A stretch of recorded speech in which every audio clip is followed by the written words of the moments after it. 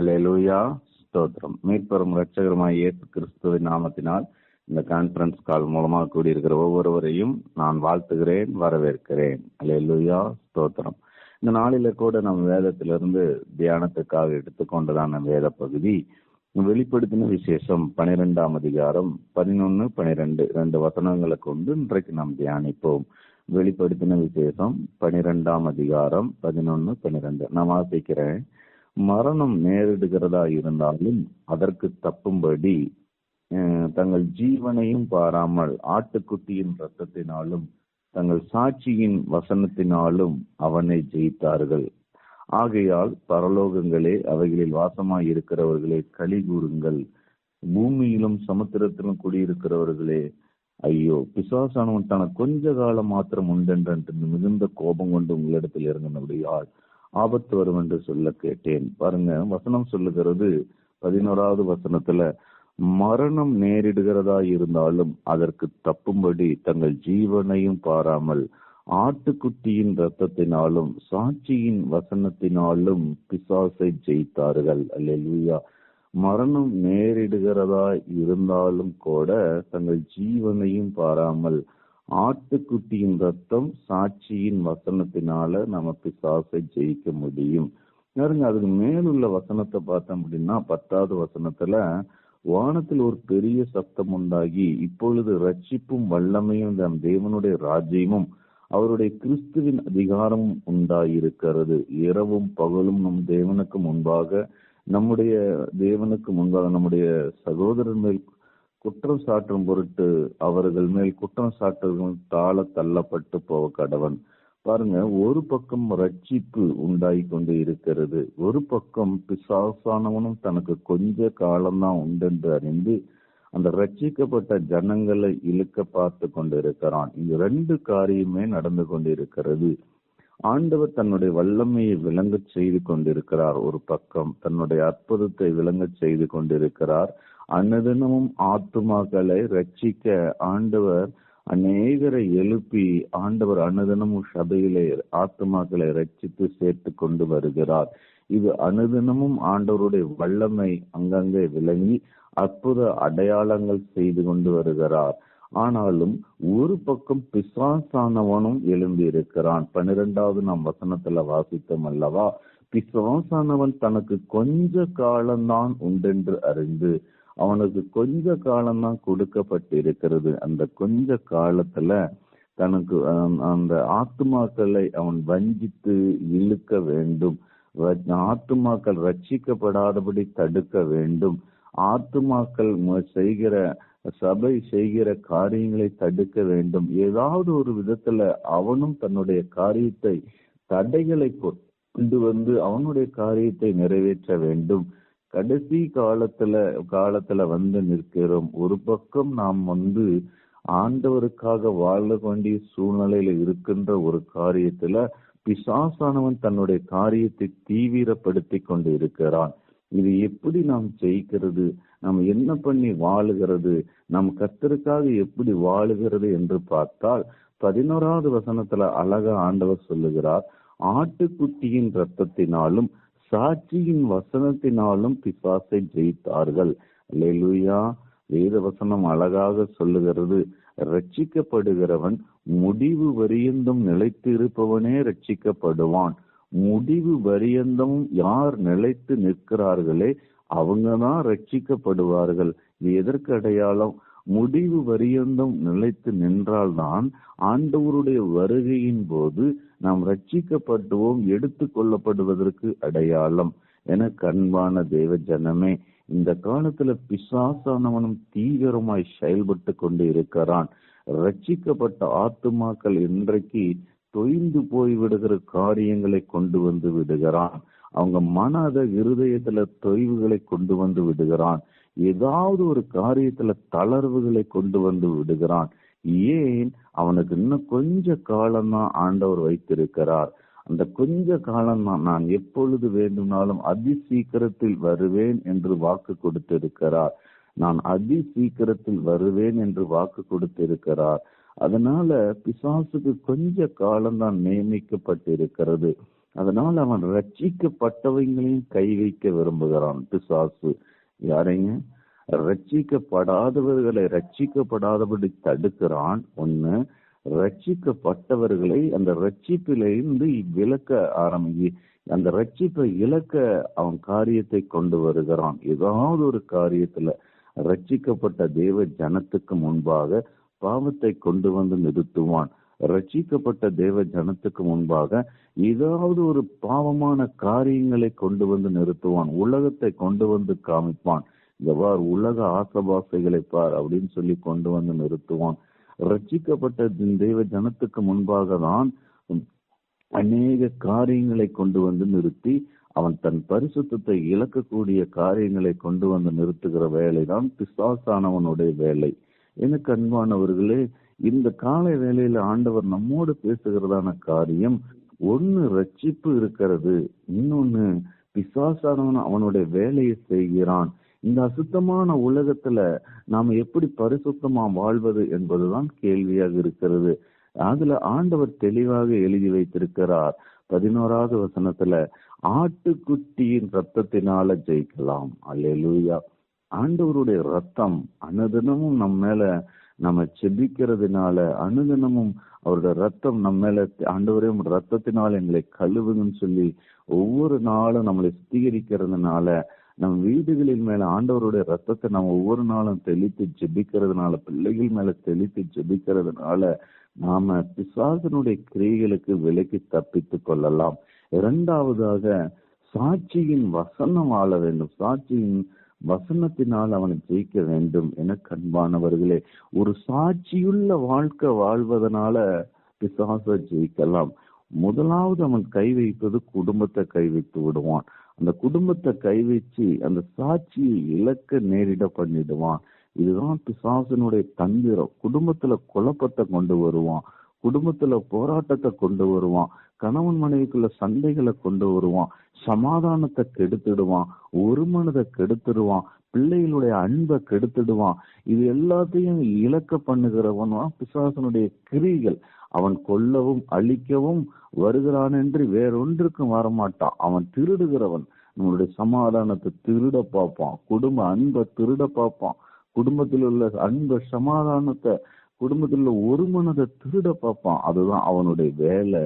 எனக்கு அன்பானவர்களே, அந்த சாட்சியை வசனத்தினை கொண்டு வாழ்ந்து நாம சாட்சியை காத்து கொள்ள வேண்டும். அல்லேலூயா. ஒரு சாட்சியுள்ள வாழ்க்கை வாழ வேண்டும். அது வசனத்தை கொண்டு வாழ்ந்து நம்ம சாட்சியாய் நாம் வாழ்ந்து நாம் அந்த உலகத்தை ஜெயிக்கலாம், பிசாசை ஜெயிக்கலாம். அல்லேலூயா. பிசாசை நம்ம ஜெயிக்க வேண்டும் வசனம் சொல்லுகிறது. அப்படிதான் வசனம் எழுதி வைக்கப்பட்டிருக்கிறது. நம்ம பிசாசை ஜெயிக்கணும். அல்லேலூயா.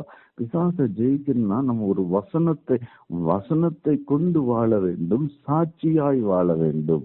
இந்த சாட்சியை இழந்துட்டோம் அப்படின்னா அவ்வளவுதான், முடிஞ்சு போச்சு. சோத்திரம். அவ்வளவுதான். அவன் பிசாசு ஈஸியா ஜெயித்துட்டு போயிடுவான். உதாரணத்துக்கு இப்ப காவல்துறையில இப்ப நாங்க பணிபுரிஞ்சிட்டு வரோம். பாருங்க, அநேக டெய்லியுமே நம்ம பாக்குறோம். விஎன்டிசி தீபாவளி டைம்ல விஎன்டிசி ரைடு, எத்தனையோ காரியங்கள் பாக்குறோம். பாருங்க, ஏதாவது ஒரு காரியத்தை ஆசை பாசையில ஏதோ ஒரு நிகழ கொண்டு வந்து நம்ம ஏதாவது உலகத்துக்கு அடிபணிந்து விட்டோம்னா, இன்னைக்கு விஎன்டிசி எத்தனையோ காரியங்கள்ல மாட்டிக்கொண்டு எத்தனையோ பேர் சாட்சியை இழக்க நேரிடுவான். அவ்வளவுதான். இந்த சாட்சி இழந்துருவோம், பரிசுத்தத்தை இழந்துருவோம். நம்மளால அடுத்த ஸ்டெப்புக்கு முன்னேற முடியாதபடி சாட்சி இழந்து அவனுக்கு அடிமைப்படக்கூடிய நிலைமை ஆகிவிடும்.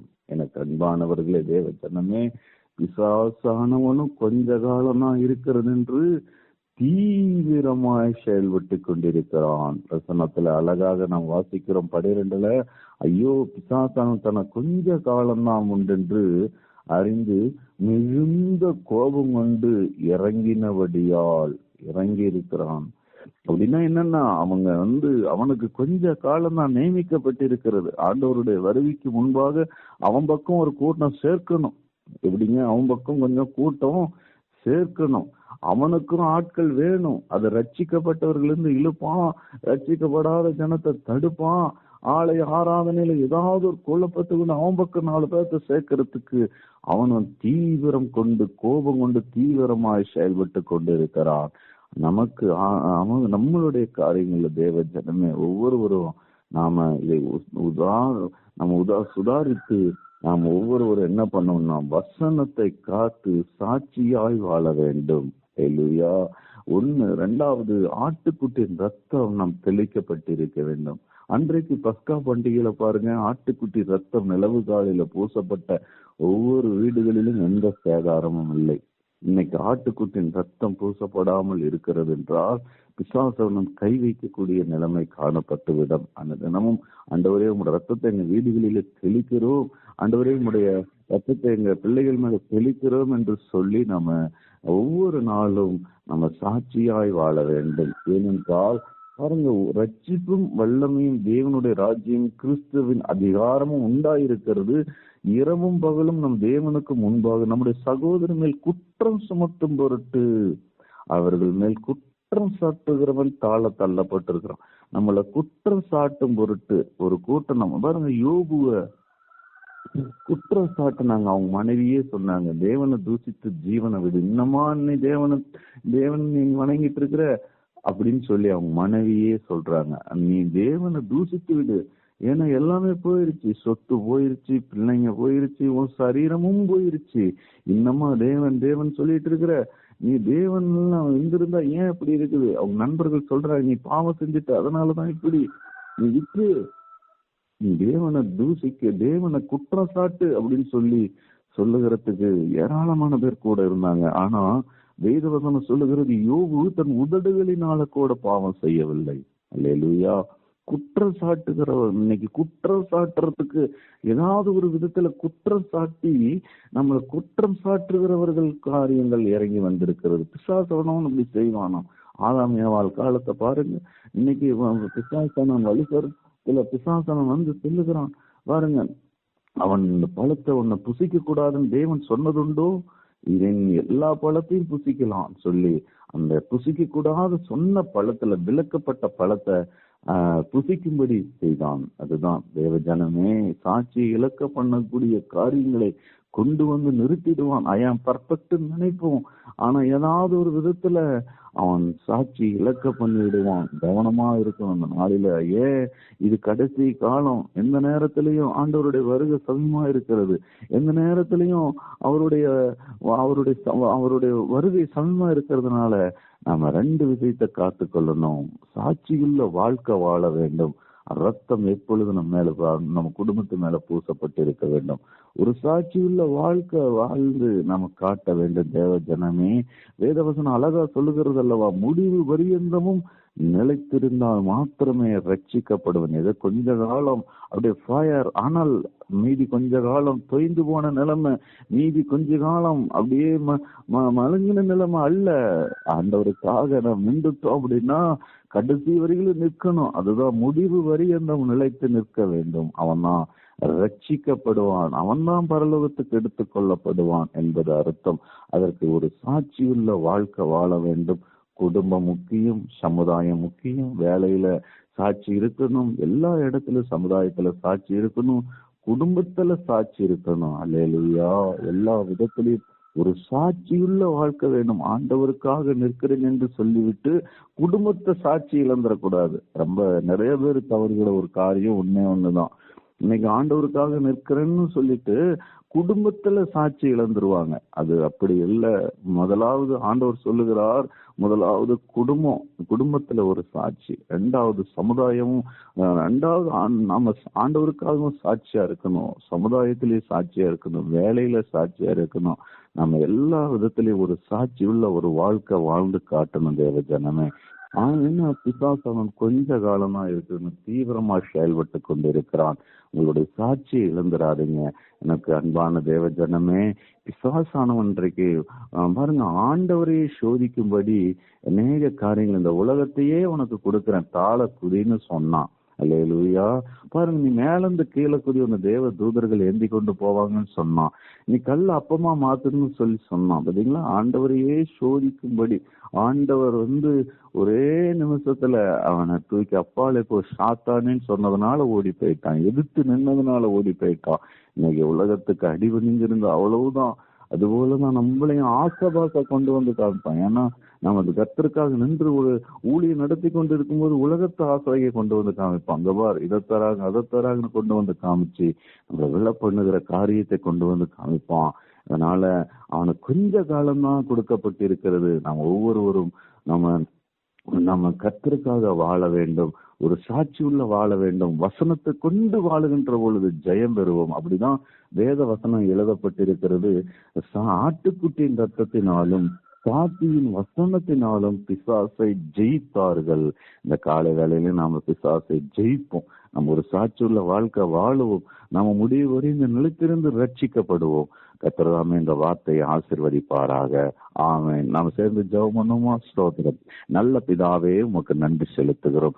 அருமையான காலை வேளையில கர்த்தர் எங்களோடு பேசின வார்த்தைக்காக ஸ்தோத்திரம்.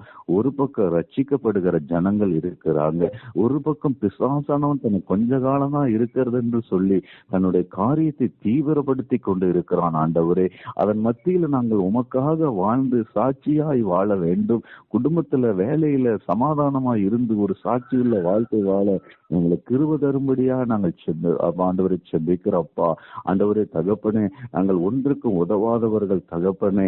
எங்களை கனவீனமான எங்களை தேவனுடைய கிருபையினால் எங்களை கனப்படுத்தி எங்களை வேலை ஸ்தலத்துல எல்லா இடத்துலயும் நிலைநிறுத்துகிறதற்காக ஸ்தோத்திரம். எங்களுக்கு தெரிந்து கொண்டீரே, அற்பமான எங்களை தெரிந்து கொண்டீரே, உமக்கு நன்றி செலுத்துகிறப்பா. ஆண்டவரே, முடிவு பரியந்தமும் உமக்காக வாழ ஒரு சாட்சியுள்ள வாழ்க்கை வாழ எங்களுக்கு கிருபை தாரும். இவ்வளவு நாள் நாங்கள் சாட்சியை காத்து கொண்டு ஆண்டவரே உங்களுடைய வருகைக்காக காத்திருக்கிற நாங்கள் கடைசி வரைக்கும் ஒரு சாட்சியாய் வாழ எங்களுக்கு உதவி செய்யும் அப்பா. எங்களுடைய எண்ணங்கள் சிந்தைகள்ல ஆண்டவரே, எங்கள் ஒரு குடும்பம் ஒரு மனதுல எதுவும் நாங்கள் ஆண்டவரை இழந்து விடாதபடி கர்த்தாவே உமக்காக நிற்கக்கூடிய கிருபையை தாரும். உடைய கரத்தில் ஒப்புக் கொடுக்கிறேன். சாட்சியாய் வாழ உதவி செய்யும். இயேசு கிறிஸ்துவின் நாமத்தில் வேண்டுகிறேன். அடிமை ஜெபிக்கிற ஜெபங்கள் ஜீவனுள்ள நல்ல பரலோக பிதாவே. ஆமென், ஆமென், ஆமென்.